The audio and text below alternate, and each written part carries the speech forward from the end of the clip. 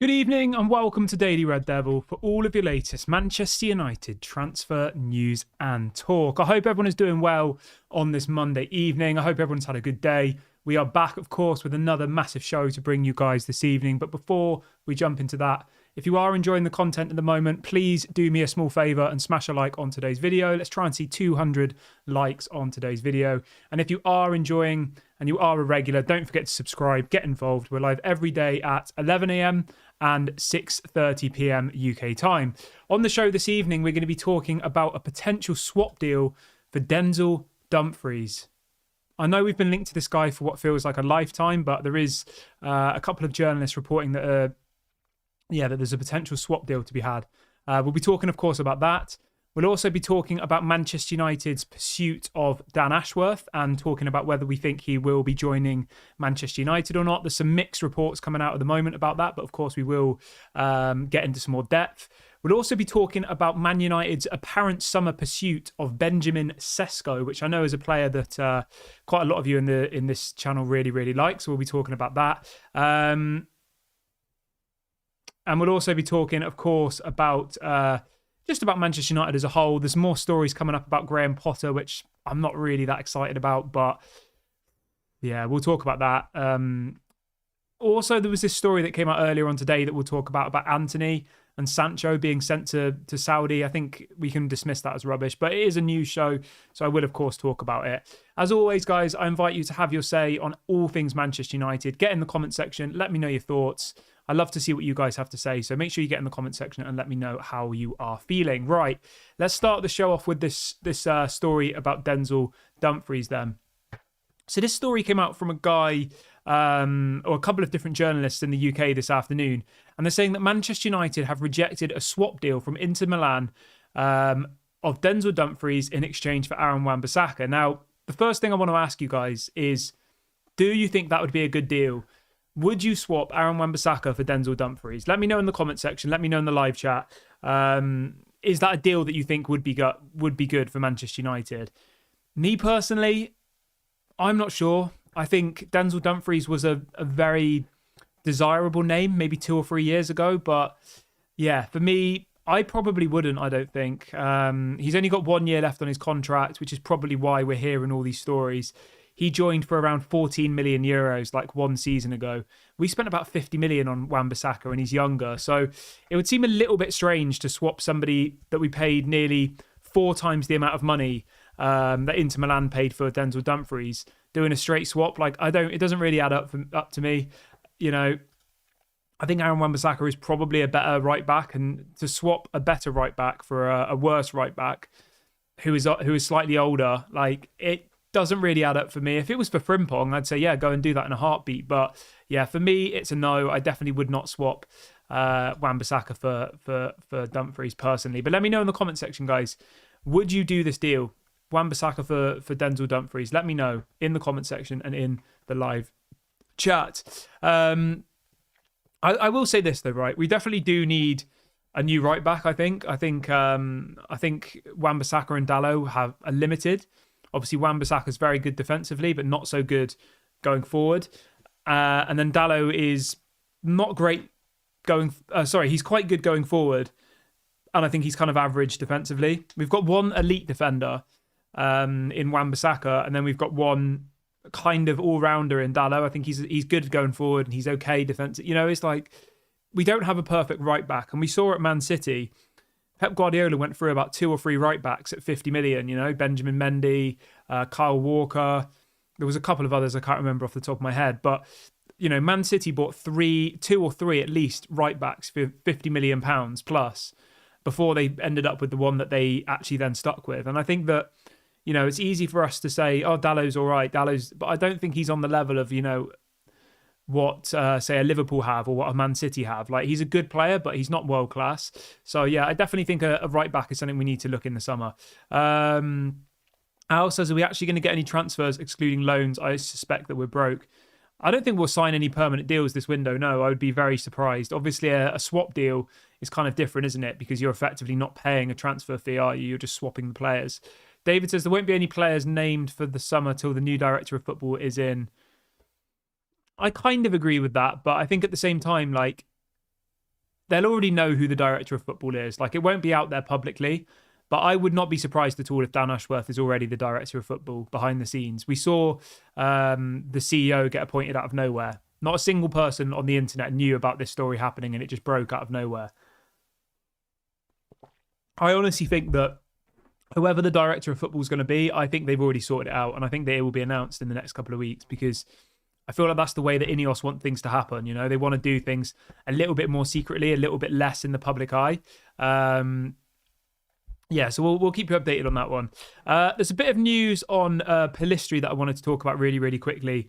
And the headline is that apparently Pellistri's loan move to Granada has apparently stalled as Manchester United tried to convince Omari Forson to stay.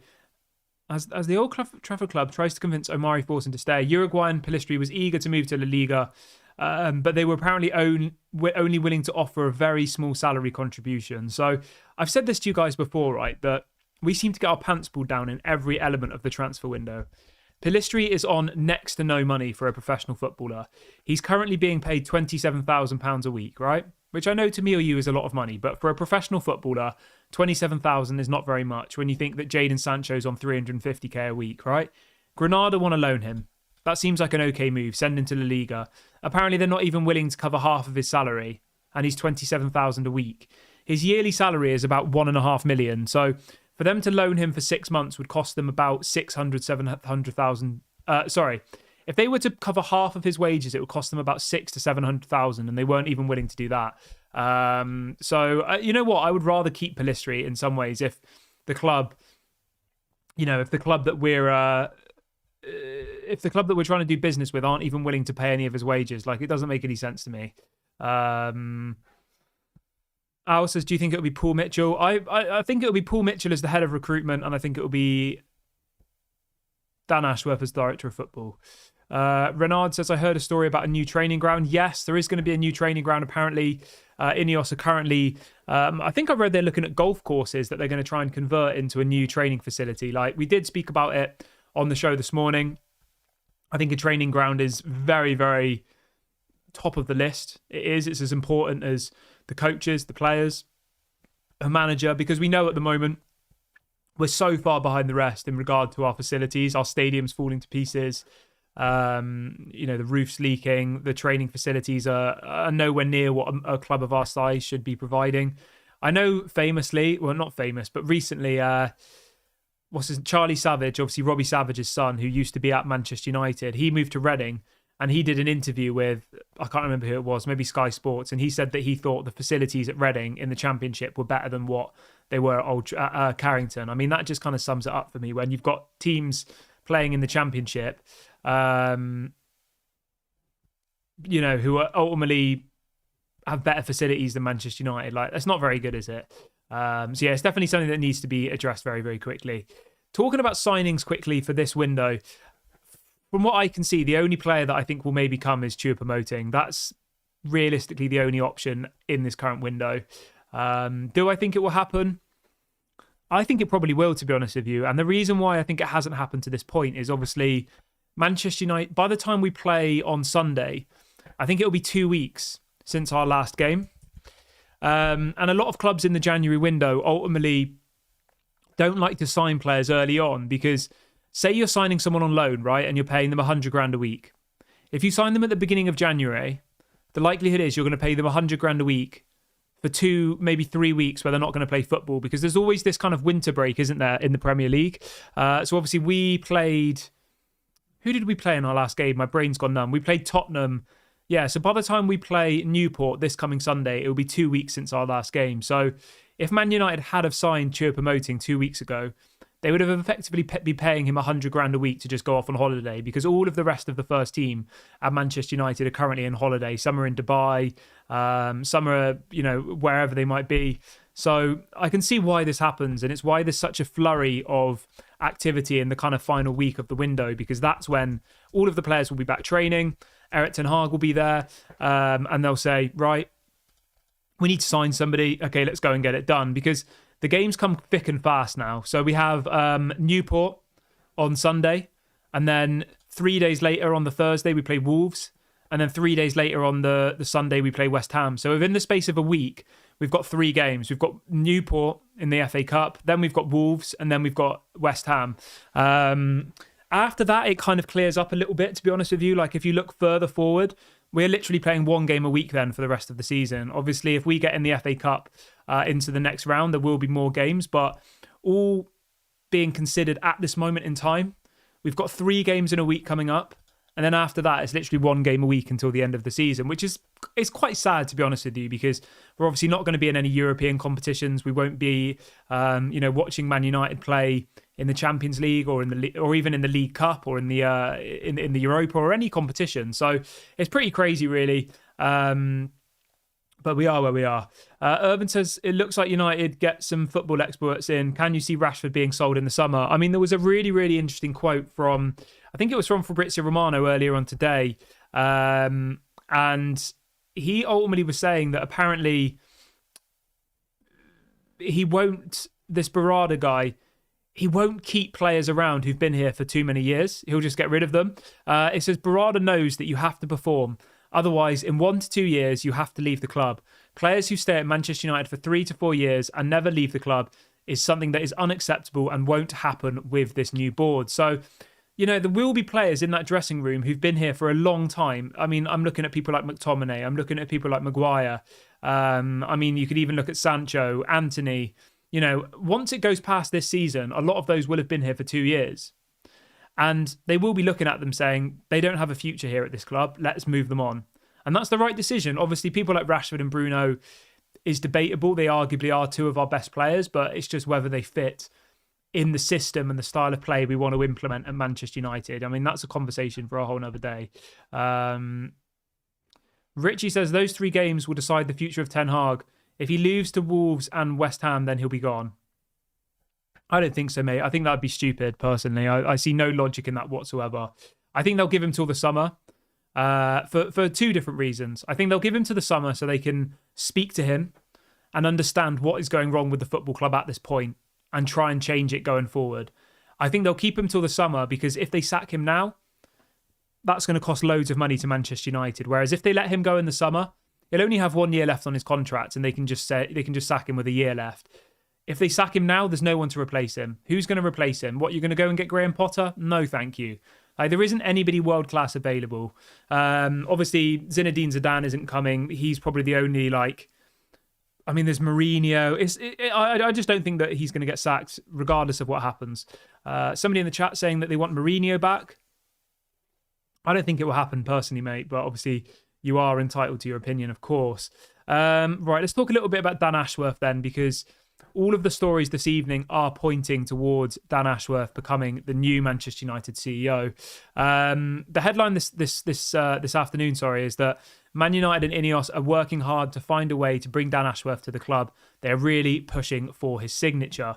I think that Dan Ashworth will be the new director of football. I think it's pretty much written in the stars. Newcastle, for me, obviously it was an exciting project. But now Newcastle are in the position where they haven't done very well this season, let's be honest. They got knocked out of the Champions League. They're not in the FA Cup, I don't think. I think they're out of the FA Cup. They're sitting 10th in the Premier League. And they spent so much money last year. They spent the type of money that a top 4 club would spend, right? And to be sat in 10th is not really very good for their finances, is it? To be out, they were relying probably on going through to at least the next round of the Champions League. They were relying on probably going, far into the League Cup. They've got Fulham, in the FA Cup away from home in the next round. I mean, I wouldn't be surprised if they go out of that as well. Then they're literally just in the Premier League. And for a club like Newcastle, who have spent and invested so heavily, they brought in obviously some really, really big name players on big wages. You think of Tonali, for what was that, 60, 70 million? Those aren't the kind of transfers that a team that finished 10th are able to do. And people seem to forget that just because they've got the richest owners in the world, as I said on the show this morning, it doesn't mean that they can just spend unlimited amounts of money. Financial fair play has been brought in to stop that from happening. You can only spend X amount based against your revenue. And at the moment, Newcastle's revenue is not that high because they've only just been taken over. They haven't won anything. They haven't really been selling any players. I think the highest player that they sold was Wood, wasn't it, to Burnley? I think that was like a couple of years ago. Al says, so Newcastle are performing as poorly as United. I think Newcastle are playing better football this season, but they're sat in 10th and we're sat in 7th. So are they performing better? I don't know. I'm not really sure. The thing with Man United is we're better set up to finish out of the top 4 because we're a cash cow, as we know. We're still going to keep making money and money and money because people buy the shirts, people buy the tickets. Like Newcastle don't make anywhere near the type of money that we make as a club anyway. So if we finish out of the top 4 for one season, obviously it's an issue and it hits us. But it's not like Newcastle where they're going to have to start selling all their players to be able to comply with financial fair play. Like, we will continue to make money. Our stadium sells out every single game without fail, months in advance. We sell tens of, if not millions of football shirts every single year and all the rest of it. Like, we bring in so much money from sponsorships, whereas Newcastle aren't at that stage yet. Comeback King says Newcastle have to sell to buy. Amy says, look at Chelsea's financial fair play. They are terrible. Yeah, the thing with Chelsea is obviously they spread it out over a long period, didn't they? Which has now been banned. So financial fair play is definitely a big hindrance on the Premier League. And it is to stop these mega rich owners coming in and changing things. Amy says Newcastle, big signing a few years ago was Miguel Almiron. Yeah, well, it looks like Almiron's going to Saudi. It looks like Trippier might be going to Bayern. So it's crazy. Yeah, Comeback King says Chelsea can't give the stupid contracts anymore. Yeah, that's the thing, isn't it? It is difficult. It's not the world that it was before where you can just throw hundreds and hundreds of millions at the club. And you know the thing that's interesting, right, is the Glazers could have done that 3, 4, 5 years ago and we could have been in such a better position. Whereas now, it's not as simple as, Jim Ratcliffe can spend $1 billion on players because we can't do that now. Whereas, Man City have done that. Chelsea have done that. But all of the rules have changed. So it makes it a lot more difficult that even if you have the money, you can't actually spend it a lot of the time. And that's why it's so important in the summer we bring our wage bill down massively because that will really, really help our financial fair play situation. Irvin says, Kieran, does Sir Jim Ratcliffe's stake have nothing to do with Ineos? Is Sir Jim Ratcliffe's own money right, or it's still Ineos? That's a really good question, mate, because I saw a couple of articles from reputable reputable newspapers, whatever, journalists, whatever you want to call them, saying that it was Jim Ratcliffe's money. So I don't know. I think until it gets completely confirmed, we'll just have to wait and see whether it's Ineos buying it. But as I said on the show this morning, they've set up a new company to buy these 25%. I think it's called Trawlers Group Limited or something. I can't remember the name off the top of my head, but the actual company that is buying these 25% shares is not called Ineos. It's another company that Jim Ratcliffe is the director of. So I don't know. Well, I'll have to wait and do a bit more research on that one. Fred says, United and Newcastle follow financial fair play and win nothing, while City don't and win everything. Fair play, I think not. Yeah, the thing is though, mate, a lot of Man City's spending was before the rules got made tight. So Man City have had an unfair advantage, really, because they've spent crazy money for the last kind of 10 years. But now they can't. But they don't really need to because they've got a conveyor belt. They buy players. They sell players. Like City do really, really well financially now, don't they? They sell a lot of players. They sell their youth players. They somehow apparently make loads of money off sponsorships, which I don't understand personally. Like, I get like the shirt sponsorship and all the rest of it, but that's I think where a lot of the 115 allegations against them are kind of based around. I think a lot of it is the sponsorships. Companies owned by their owners giving them ridiculous amounts of money as sponsorship. Like that's where the issues is. Richie says the company's called Trawler Limited. There you go. Yeah, that's what it's called. So it's not Ineos. Let me have a look. Let me have a quick look for you because I think it is quite an interesting topic. Let's have a look. I'll see if I can have a look on Company's House. Why not? And I can tell you who there you go. Trawlers Limited. Okay, it says that's been dissolved. Okay, I can't see anything on Company's House. Maybe it's a private company. Let's have a look. Trawlers. Everybody smash a like on the video if you haven't already, please. It really, really helps the channel. So please go and do that quickly if you haven't already. I'm just going to search this up quickly. Okay, here you go. So, It says, so on the official Manchester United website, it says Trawlers Limited will be issued additional Class A and Class B shares at $33 in respect of such investment. And then it also goes on to say that it says Trawlers Limited is a company registered under the laws of the Isle of Man and is completely owned by Sir Jim Ratcliffe. I mean, there you go. So it says Ratcliffe had said from the beginning that he wouldn't use any Ineos funds. A company vehicle has been created to oversee the deal, and in practice, United will be owned by Trawlers Limited with Sir Jim Ratcliffe as the CEO. Ineos will have no interference or have its funds used in the running of United, and they will remain two separate entities. Yeah, so there you go. It is a completely separate thing. So really, Ineos aren't actually buying the club. It's just that's what people are saying because that's what, Ineos is the familiar name. It says it is not a new or revolutionary thing and happens all the time in big firm acquisitions, which essentially is what United is. That is mainly due to tax purposes, of course, as well as keeping their books separate, including their profits/losses, expenses, and other finances. Trawler Limited was advised in this transaction by blah, blah, blah, blah, blah. So yeah, it's a separate company and it is solely owned by Jim Ratcliffe. So it does look like it is just Jim Ratcliffe's money, which I actually prefer, to be honest with you. I mean, at the end of the day, we just want Manchester United to be successful. So whether we're owned by Ineos or a new offshore company of Ineos for tax reasons, like it's all the same thing. It's the same people who are involved. So Dave Brailsford, Jean-Claude Blanc and Sir Jim Ratcliffe. Like, it is that. Let's have a quick look what else we've got planned for the show this evening.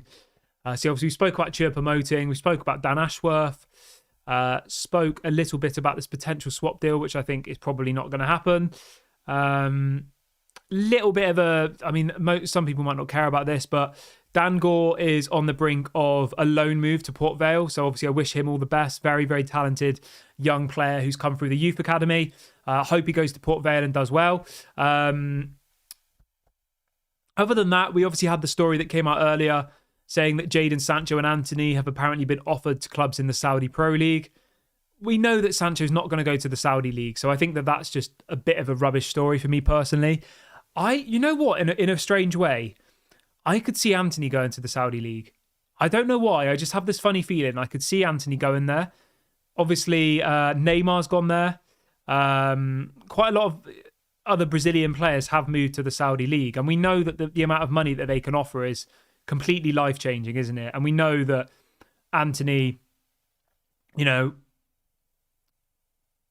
would probably be interested in that type of move. It hasn't worked at Manchester United obviously for Antony, has it? And I think that Jadon Sancho to Saudi, that's not going to happen. That's rubbish. I would be absolutely shocked if that happened. I think there's way more chance Sancho will just move back to Dortmund, personally, I think on a permanent deal. But yeah, I could see Antony going to Saudi, genuinely. I could see a few of our players going there. Varane, Casemiro, Antony. I could see Bruno Fernandes going there in a couple of years' time. But yeah, I mean, the story this afternoon is saying that apparently United have offered Antony and Sancho to Saudi clubs and they want £50 million each. I mean, if we got 50 million back for Antony, I'd be buzzing. I think Sancho is worth 50 million, to be honest. He is a good player. He just hasn't worked at Manchester United. Like, he's definitely worth 50 million, I think, Jadon Sancho. He's still very young. He's very talented. And I think that, if he goes somewhere where he's happy and somewhere where he can properly apply himself, like Dortmund, where he feels at home, as he says, I think he will do well there. So I have no issue. I have no concern about, getting 40, 50 million for Jadon Sancho. We've got a super chat coming in from Fedorovic. I hope I've said that right. He says, we are sitting here with popcorn enjoying the live show. Thank you very much. Thank you for the support, my friend. I hope you are good. Hope you're having a good evening. Richie says, Antony isn't good enough to even play in the Saudi League. I mean, come on, that's a little bit harsh. I think he would do well there. I think he would. Al says, how long is Onana gone for? I mean, the Onana situation is crazy, right? So Cameroon play tomorrow, I believe. Cameroon have lost their first two games in the Africa Cup of Nations. If Cameroon lose tomorrow, they're out of the Africa Cup of Nations. Yes, tomorrow, the 23rd. They play Gambia. They drew the first game. They lost to Senegal, and they are playing Gambia tomorrow. If they don't win tomorrow, they're out of the Africa Cup of Nations. And apparently, Onana will then come straight back on the plane to England and will be available for the game against Newport. I feel so bad for Altay Bayindir. I feel terrible for him. I really, really do. I mean, who would have thought this? Gambia are sat bottom of the table at the moment, but Senegal have to beat Guinea and Cameroon have to beat Gambia by quite a few goals. So I imagine that Cameroon will get knocked out tomorrow. Maybe not tomorrow, but they won't go through is what I'm trying to say. I think they'll beat Gambia tomorrow, but even if they beat Gambia, they'll be on 4 points and Guinea are already on 4 points. So we'll have to wait and see, but it looks like he will be back in time for the game against Newport. Fred says, Kieran, did you see Onana's first game in the Africa Cup of Nations? Yeah, he was terrible, mate. Absolutely awful. I don't really know what else to say. There's not really... I don't know. I personally would get rid of Onana in the summer. Personally, I don't think he's good enough. I don't know. There's something about him. Just he's so top heavy. That's what I was trying to think of. What the right word was. He looks like he's been bulking. Like anybody who knows about gym and fitness and stuff. He looks like he's been bulking, and he's a goalkeeper. Like, I genuinely think you could see him in like a bodybuilding contest and you wouldn't blink an eye. Like, that's not what goalkeepers are like. And the thing is, right, if he was really big and strong, which he clearly is, he's top heavy, and he came for crosses and he commanded his box, you would say he uses that to his advantage. But he doesn't even do that.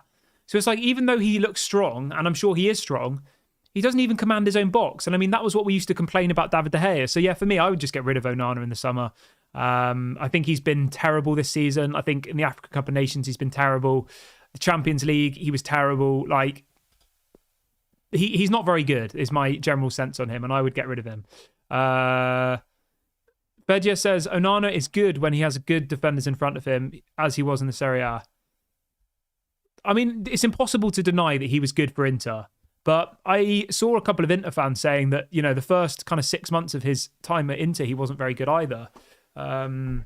Yeah, but I personally would get rid of him. I'd give Bayindir a go. I would. I think it's so harsh that we've got this international goalkeeper who signed from Fenerbahce, was the first team goalkeeper for Fenerbahce. Is it the Turkey international goalkeeper? And he literally hasn't played a minute. I think it's embarrassing, and it does really frustrate me. Malp says, I never wanted Onana. Costa was the guy. I didn't want Onana or Costa, mate. I wanted David De Gea to stay. I think David De Gea was disgraced, to be honest, by this club. I think he was a legend of this club. I think he won the Golden Glove last season. Yes, he made a couple of dodgy mistakes, but Onana makes a dodgy mistake every single game that cost us a goal. Like, we didn't finish third because of David De Gea in our defence last season. And we've now brought in a guy who literally can't stop the most basic shots, doesn't know how to pass out from the back, even though that's what supposedly he's good at, and doesn't know how to command his box or come for crosses. I mean, we may as well just stick Harry Maguire in goal, to be honest with you, genuinely. I don't think it would make much difference. I'm going to wrap the video up there, guys. I will be back tomorrow morning at 11 a.m. UK time, as always. Do me a small favour, smash a like on the video before you go. Please do subscribe to the channel. I'll speak to you all at 11 a.m. tomorrow morning. Have a good night, everybody.